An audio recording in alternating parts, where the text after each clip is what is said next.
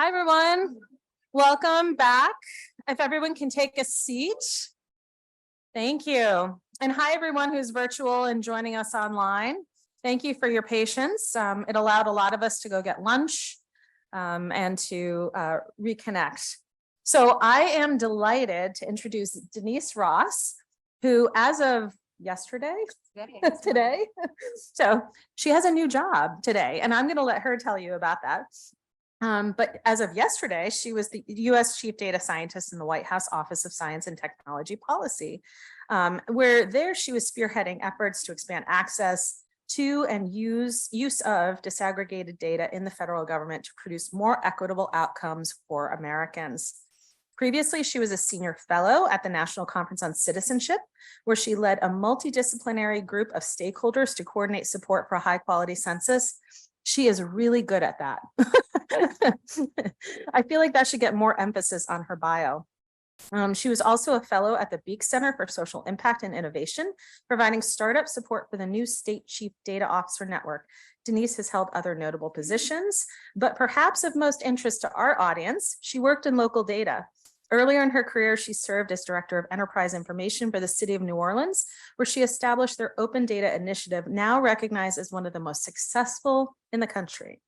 Denise is an accomplished leader and a data champion who truly appreciates the ACS and its potential for more equitable data. So please give Denise a warm welcome.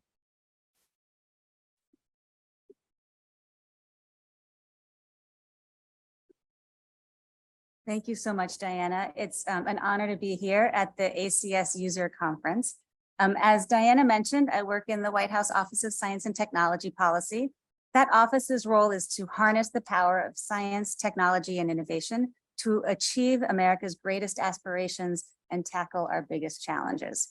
I'm thrilled to be here to talk about how we are using data to drive the Biden-Harris administration's commitment to equity, especially because ACS data plays such a big role in helping us all understand the degree to which federal benefits and services are reaching underserved and underrepresented communities.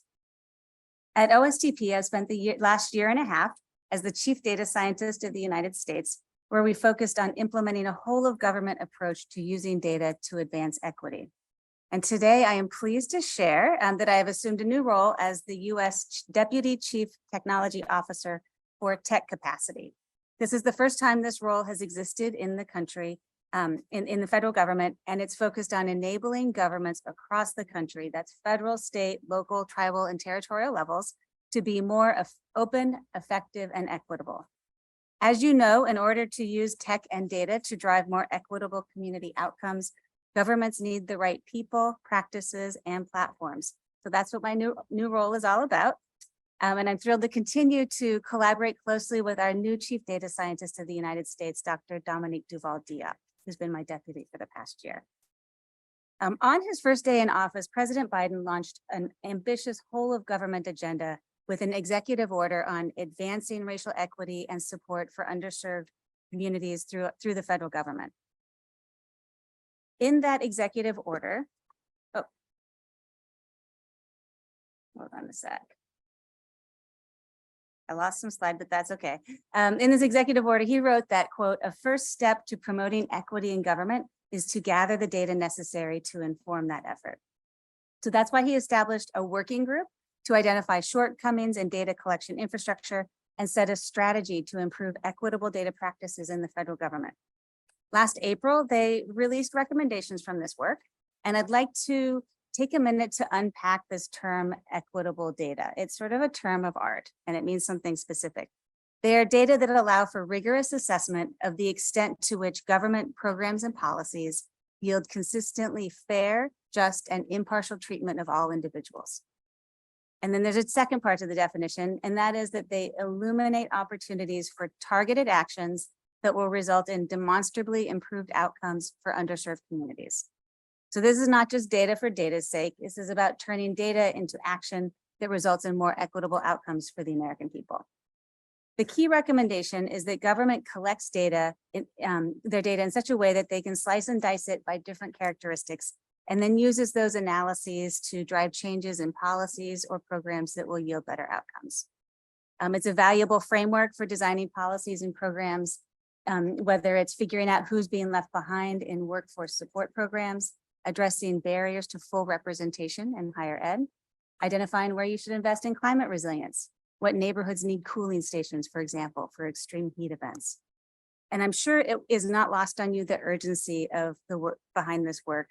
The compounding crises of the last few years, including the pandemic, have all taken a huge toll on communities around the nation. And crises like these, by their nature, exacerbate pre-existing disparities across racial, ethnic, gender, and other lines. Those disparities widen even further when you take an intersectional lens and look, for example, at outcomes for Black trans men or Indigenous women who are victims of intimate partner violence or low-income girls with disabilities. So if we want to design policies and programs that truly result in equitable outcomes, we need to have a clear sense of where the disparities are. And we have a historic opportunity with President Biden's deep commitment to equity, coupled with the unprecedented investments such as the American Rescue Plan, Bipartisan Infrastructure Law, Inflation Reduction Act, and CHIPS and Science Act, where we can invest strategically to narrow those gaps. So we are using these investments to build the economy from the middle out and the bottom up.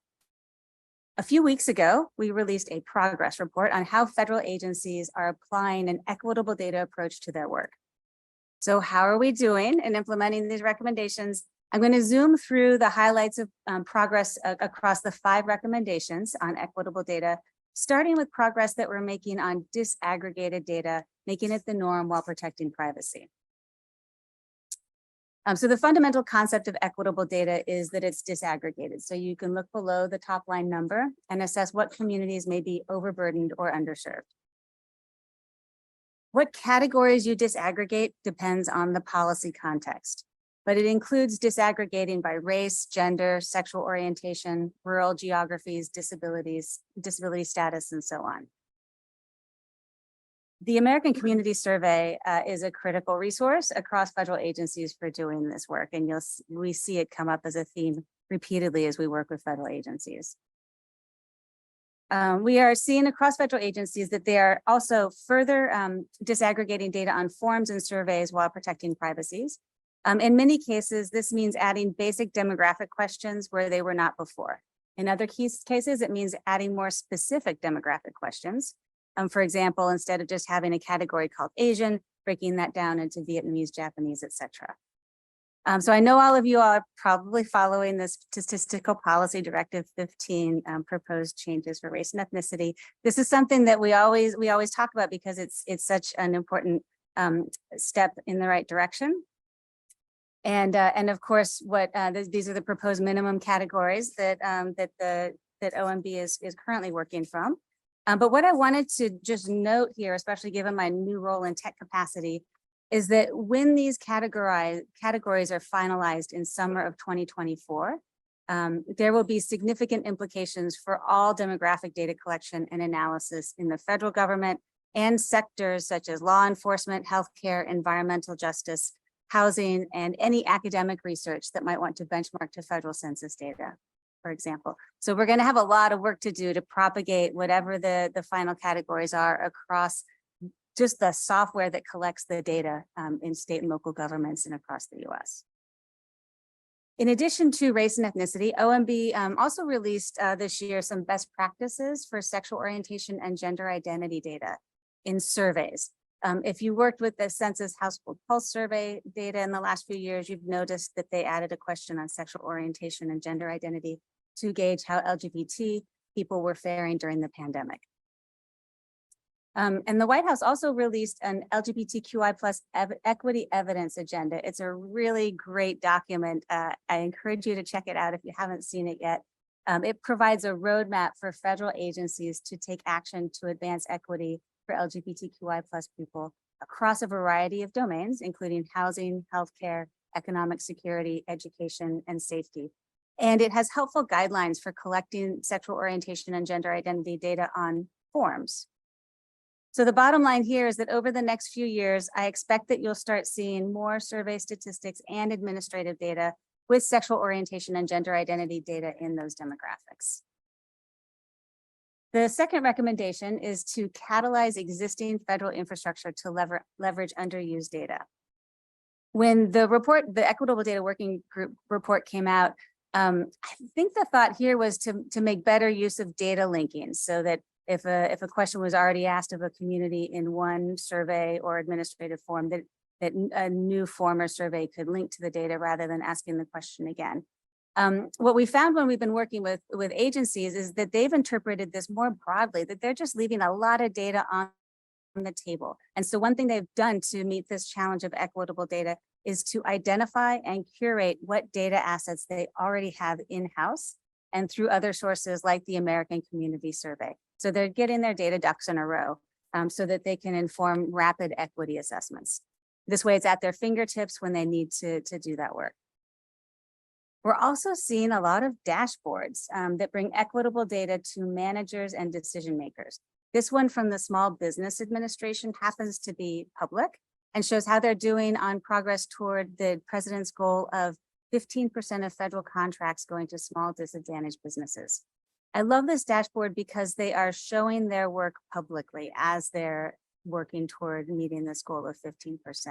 So they're currently, you can see the breakdowns by different demographic groups here. If you add up all of the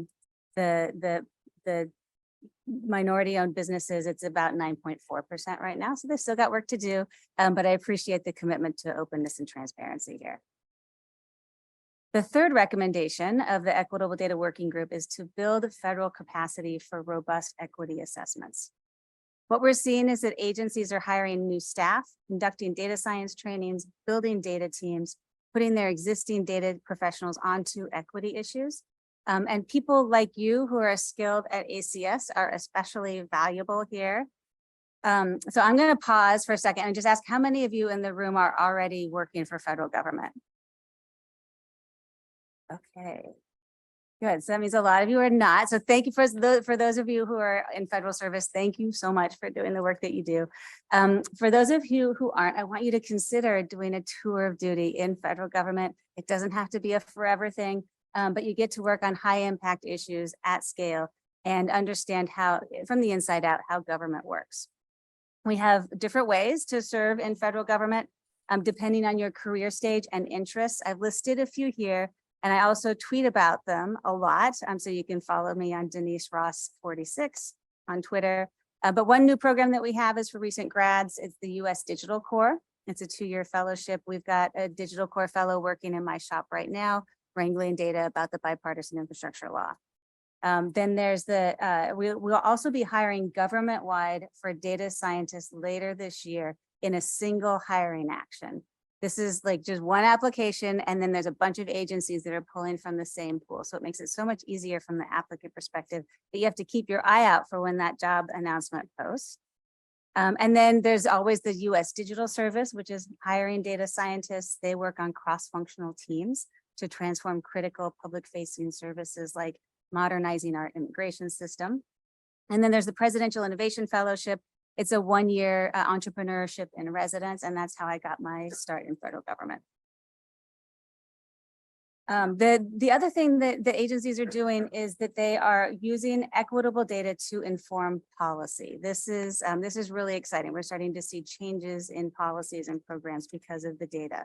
One of my favorite examples is USDA. Under the previous administration's coronavirus food assistance program, only 4% of funding went to socially disadvantaged farmers. When the USDA reopened sign up for the program, that led to an additional $1.4 billion going to support disadvantaged farmers. So they did a second wave of funding to reach those farmers that they had left behind the first time around. We are also running a couple of interagency processes. One is a working group where agencies conduct what we call rapid equity assessments that use data to improve processes and policies all along the entire grant life cycle. This is super important given how much money is coming through investing in America through bipartisan infrastructure law and Inflation Reduction Act and whatnot. So we're building the capacity of agencies to look at every stage of those grants and see where they can make some mid-course corrections to make sure that the communities that need these resources the most are able to apply and receive and deliver on those grants. We also have something that we call the Equitable Data Community of Practice. For all of you feds in the room, I'll figure out a way to give you the sign up information. It's currently, the list currently has 450 federal members, and they meet monthly for learning sessions around a variety of topics. So this is where your people are in federal government. And so I hope you will join our community of practice if you aren't already. And then the fourth recommendation, that is to galvanize diverse partnerships across levels of government and the research community, is one that I think is most visible and possibly relevant to any of you working in academia. So what we're seeing here is that agencies are starting to facilitate increased data access between the federal government and other levels of government, as well as academic researchers. For example, the CDC with their HHS Protect tool, it's a central hub to collect, integrate, and share COVID data in near real time across federal agencies, state, and local partners. And it uses data from more than 300 sources. And this type of scale lightens the load for data scientists to focus on analyzing the data rather than wrangling and cleaning it. Another thing that we're seeing is expanding opportunities for historically underrepresented researchers. Agencies that fund research are doing things like the Analytics for Equity initiative, so that researchers can participate in evidence building, helping government have the evidence it needs to design more equitable programs and policies. So the goal of this fund is so that researchers can produce rigorous empirical evidence on equity-related topics that federal agencies have already identified as being priorities. And then lastly, we've been doing things like issuing a formal request for information on equitable data engagement and accountability.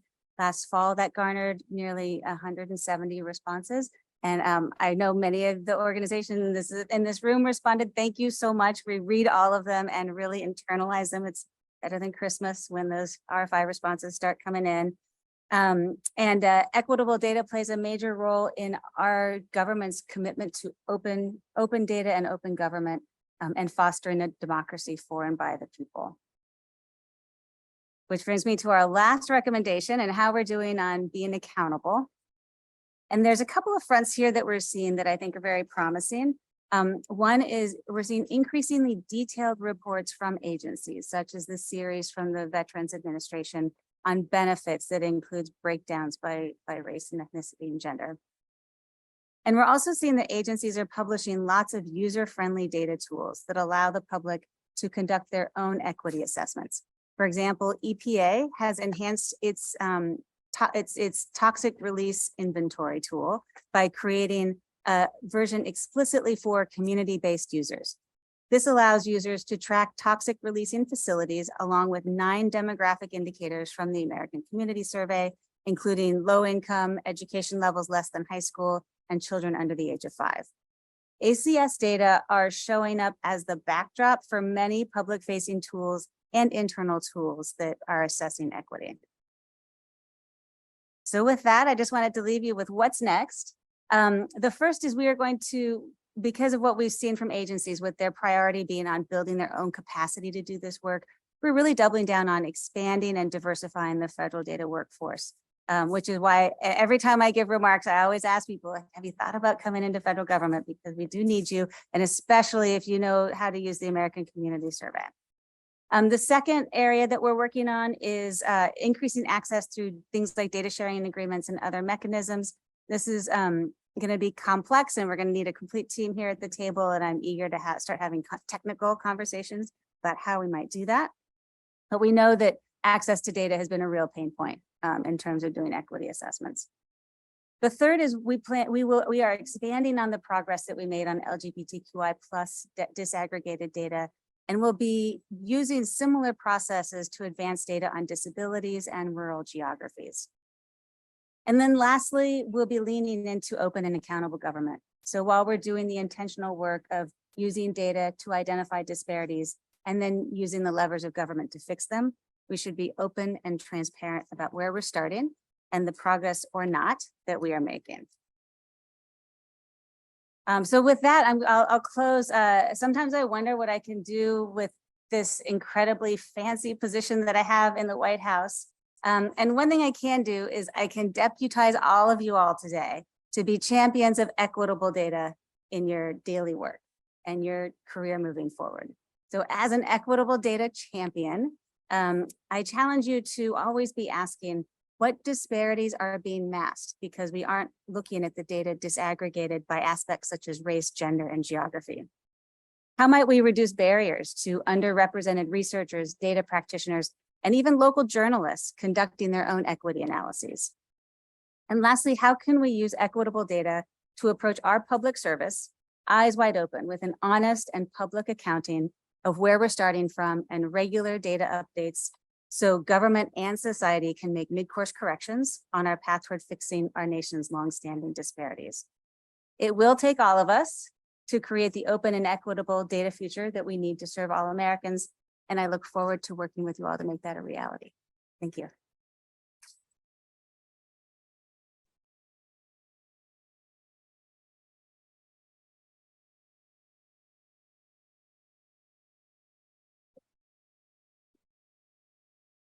Are you on time? I don't want to mess up your schedule. Okay, yeah, happy to take questions.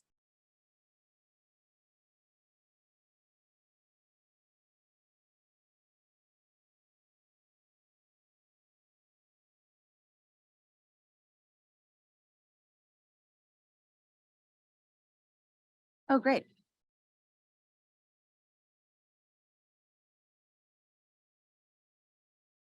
All right, I'm just going to take the first virtual question that we received. Is equitable data being used for enforcement of equity, race, ethnicity, inclusive genders, and anti-racism in fund ARPA allocation? With the American Rescue Plan, there's a very robust, I think it's like at least 100 pages, maybe 300-page long report that goes into the detail about how they used equity assessments to drive more equitable investments. And that was one of the most successful recovery programs in the history of the United States because they took that data-driven approach. So I'll point folks to that, the ARP summary report.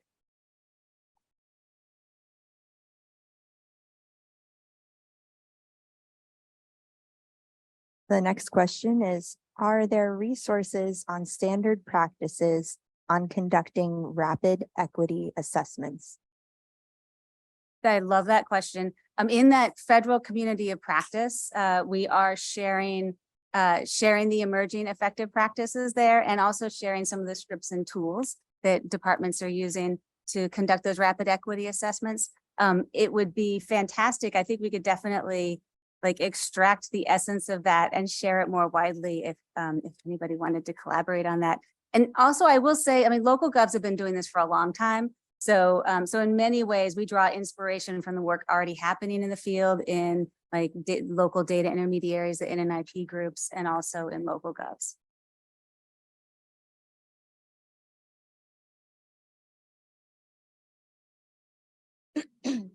How can the government ensure continuity of policies that expand equity and equitable practices, considering that the 2020 census was highly politicized? One fantastic thing about equitable data is that once you've looked below that top line number, like let's say you see a number, it says, oh, we've got 99.7% of Americans covered by this policy. Once you look below that and look at the 0.3% who are not covered, and you see oh, this is not random at all. These are the communities that are historically overburdened and left behind. You can't unsee that. And so that's what's so powerful about having such a broad community of practice and deep bench of data practitioners working across federal government to apply these equitable data practices, because it's something that you keep with you professionally, regardless of administration.